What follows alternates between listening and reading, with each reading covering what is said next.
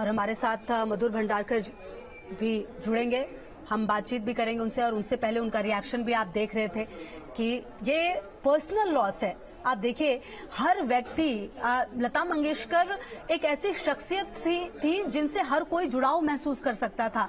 उनके गानों के जरिए आप और हम उस पल को जीते थे जैसा हम महसूस करते थे। देखिए ज्योत्सना, लता मंगेशकर वो शख्सियत जो अब हम सबके बीच नहीं रही है, लेकिन वो हमेशा रहेंगी और उनकी आवाज हमेशा हमारे दिलों में गूंजती रहेगी। बिल्कुल सही कहा, क्योंकि मधुबाला से लेकर प्रियंका चोपड़ा तक उन्होंने अपने गाने जो है दिए हैं। सभी फिल्मी जगत के हो या कोई आम इंसान हो, उससे वो कहीं न कहीं व्यक्तिगत तौर पर लता मंगेशकर से जुड़ा हुआ है। कभी लता मंगेशकर के गाने उन्होंने आम लोगों को प्रेरित किए हैं, तो कई लोगों की रोमांटिक लाइफ जो है वो लता मंगेशकर की वजह से जो है वो आगे बढ़ी है। ऐसे कई बार हम अगर दुखी हो जाते हैं, हम अपने जीवन में हार जाते हैं, तब लता जी के ऐसे कुछ गाने हमें याद आते हैं कि तभी हम प्रेरित होते हैं। तो बहुत सारे प्रकार के उन्होंने गाने गाए। हम ये नहीं कह सकते कि सिर्फ शास्त्रीय संगीत पर ही उनकी पकड़ मजबूत थी, बल्कि हर 60 दशकों से भी ज्यादा अगर वो स्वर सम्राज्ञी करोड़ों दिलों पर राज करती है, तो हम कह सकते हैं कि जीवन के हर मोड़ पे और हर मूड का गाना जो है वो लता दीदी ने गाया है। और शायद इसीलिए ना कि सिर्फ राजनीतिक दल, ना कि सिर्फ बॉलीवुड जगत, बल्कि आम इंसान जो है वो लता दीदी के इस जाने पर व्यक्तिगत तौर पर जो है वो दुखी होगा। और इसीलिए हम देख सकते हैं कि यहाँ पर जो पुलिस की संख्या है वो लगातार बढ़ा दी जा रही है, क्योंकि जैसे ही लोगों में ये पता चल रहा है कि लता दीदी का निधन हो चुका है, धीरे धीरे लोगों का यहाँ पर आना, उनके फैंस का यहाँ पर आना जो है वो शुरू हो चुका है। और इसीलिए मुंबई पुलिस यहाँ पर है, गेट पर बहुत सुरक्षा बढ़ा रही है, क्योंकि भारत रत्न थी, दादा साहब फाल्के अवार्ड जीता था, और ना कि सिर्फ ये सरकारी अवार्ड की हम बात करें, कई लोगों का मन जो है वो लता दीदी ने जीता था। और ऐसे शख्स जब इस दुनिया से निकल जाते हैं, तब एक बहुत ही बड़ी क्षति इस पूरे देशवासियों को, और ना कि सिर्फ देशवासियों को, बल्कि विदेश में भी कई सारे उनके फैंस थे। और ऐसे में जो जानकारी मिल पा रही है, जो जानकारी मिल रही है कि 4:30 बजे का वो वक्त होगा जब अंतिम संस्कार किया जाएगा। और हमारे साथ ज्योत्सना बने रही है, हमारे साथ हेमा मालिनी अभिनेत्री जुड़ गई है हमारे साथ। हेमा जी, हमने धर्मेंद्र सर से भी बात की, बहुत दुखी थे, और निश्चित तौर पर आज दुखी हर कोई है जिसको कला से थोड़ा भी मोह है या नहीं है। लता मंगेशकर का व्यक्तित्व ही यही था। लता जी का चला जाना बहुत ही सबको सहना मुश्किल है। ऐसा एक इतना बड़े कलाकार, इतनी अच्छी सिंगर, जिन्होंने पूरा करियर में मेरा साथ दिया है।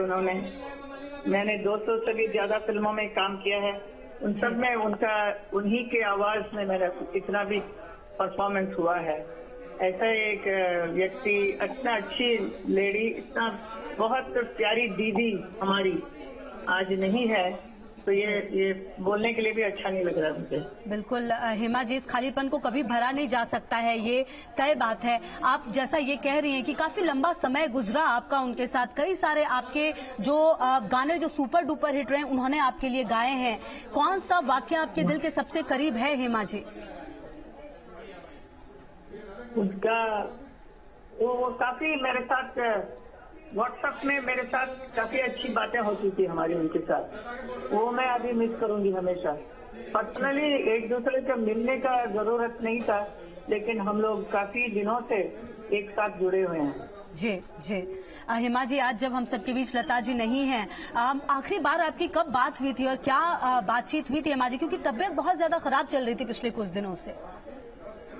पिछले दिनों से कुछ ज्यादा बात नहीं हो पाई, क्योंकि उनकी तबीयत इतनी अच्छी नहीं थी, लेकिन उन्होंने व्हाट्सएप में काफी मेरे साथ बातें करती थी।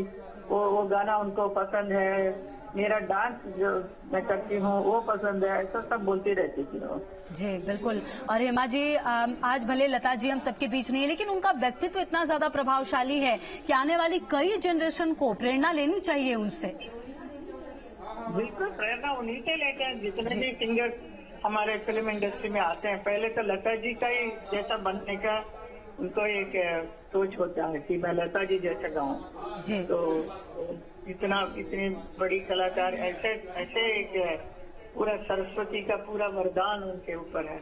जी ऐसा एक कलाकार आज नहीं है तो पूरा हिंदुस्तान क्या पूरी दुनिया उनके लिए अफसोस करेगी आज। जी जी बिल्कुल हेमा आज जी। और हमेशा के लिए हम लोग याद करते रहेंगे। जी जी बिल्कुल हेमा जी, बहुत शुक्रिया आपका हमारे साथ जुड़ने के लिए और बातचीत करने के लिए। तो हेमा मालिनी भी देखिए यही कह रही है कि और सरोजनी प्रीतम कवयित्री हमारे साथ जुड़ गई हैं। सरोजनी जी, लता मंगेशकर हम सबके बीच नहीं है, वैसे तो पूरा देश पूरी दुनिया में दुआओं का दौर था कि लता जी वापस आएंगी, लेकिन ऐसा होना संभव नहीं हो सका। हम लोग तो हाथ जोड़कर प्रार्थना कर रहे थे। हमारी इच्छा थी कि वे शतायु तो खैर हो ही, और मैं तो मतलब हम लोग तो बचपन से लेके अब तक उनके गानों के इतने दीवाने और इतने उनकी एक एक अदा के दीवाने थे, और उनका जाना आप मानेंगे नहीं कि हमारी आंखों में आंसू हैं। और जिस समय उनके निधन का हुआ पता चला तो पहले भी उनकी जब हॉस्पिटल में थी तब भी हम प्रार्थना कर रहे थे, और मेरी प्रार्थना तो कभी भी खाली नहीं जाती। तो लेकिन एक लंबी उम्र, एक ऐसा वो, क्योंकि हमारी प्रार्थनाओं में वो जिंदा रहेंगी, हमारे देश के हर कोने में उनकी आवाज क्या गूंजेगी, और लेकिन विश्व के हर कोने में उनकी आवाज गूंजेगी। सचमुच लेखकों की दुनिया में तो उन्होंने एक नई स्वर लहरी दी है। हमारी कविताएं, हमारा सब कुछ जो एक लय ताल और उनकी धुनों पर कई बार हमने लिखा, कई बार हमने गुनगुनाया, कई बार हमने गाया भी। तो ऐसा शोक, ऐसे शोक संतप्त है हम लोग कि हम बता नहीं सकते। लेखनी भी जैसे रुक रही है, लिखते लिखते जैसे आंसू बरसा रही हो। इतना शोक संतप्त हमने अपने आप को किसी निजी व्यक्ति के जाने पर भी नहीं पाया जितना कि आज लता जी के जाने पर हो रहा है शोक। जी जी सरोजनी जी, आप कह रही हैं कि काफी लंबे वक्त तक आपने भी काम किया, उन्होंने काफी ज्यादा प्रेरित भी किया आपको। आज कोई वो लाइंस जो आपको याद आती हो, कोई ऐसा वाकया जो आपको याद आता हो? मुझे याद है जब इन्होंने मैं बहुत छोटी थी जब ये गाना चल रहा था, ऐ मेरे वतन के लोगों, और हम लोग सब के सब लोग इकट्ठे बैठे हुए थे। और उस समय आप मानेंगे नहीं कि लता जी जो है एक आदर्श मूर्ति बनकर हमारे सामने प्रस्तुत हुई थी, और जो नेहरू जी को रुला सकती थी वो बच्चों को कितना द्रवित कर गई होंगी, उसी से आपको पता चलेगा कि कितना अधिक। और फिर जब अब तो खैर वो जिस तरह से कार्यक्रमों में आती रही और जिस तरह से उन्होंने हर एक जन जन को, बच्चों के मन पर, बड़ों के मन पर, बूढ़ों के मन पर ऐसा प्रभाव छोड़ा है, लेखकों के मन पर ऐसी लीक छोड़ गई है कि सचमुच हम शत शत नमन करते हैं उनको। बिल्कुल सरोजनी जी, हम आपकी भावनाओं का बिल्कुल सम्मान करते हैं, और कहीं ना कहीं आज का दिन एक ऐसा दिन रहा जिसे कोई चाहता नहीं होगा कि ऐसा मतलब ये दिन आए और हम इस तरह की खबरों को पढ़ें। सरोजनी जी, उनका व्यक्तित्व भी बहुत प्रभावशाली था। पर्सनली अगर आप बात करें तो किस तरह से प्रेरणा देती थी आप लोगों को वो? देखिए, कुछ लोग होते हैं जो कि अव्यक्त रहकर भी व्यक्त होते हैं, वर्तमान सामने ना होकर भी हमारे सामने होते हैं, और एक प्रेरणा का स्रोत थी वे।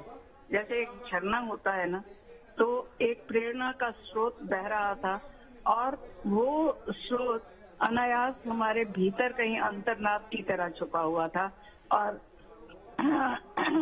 हम उनसे, उनकी ध्वनि, उनका सब कुछ जैसे अपने में समाहित करते चले जाते थे। तो ऐसी प्रेरणा, ऐसे प्रेरणा के स्रोत शायद ही फिर जन्म ले। ये एक बहुत बड़ी क्षति है देश के लिए, क्या विश्व, और कलाकारों की दुनिया तो वो सुनी करके चली गई है। कलाकार की श्रेणी में लेखक भी आते हैं, कवि आते हैं, और बाकी कलाकार तो आते हैं, लेकिन लेखकों की दुनिया में लता जी एक अलग स्थान रखती थी, और उनका व्यक्तित्व जो है वो बहुत प्रेरणास्पद था। जी बिल्कुल सरोजनी जी, बहुत शुक्रिया आपका हमारे साथ जुड़ने के लिए।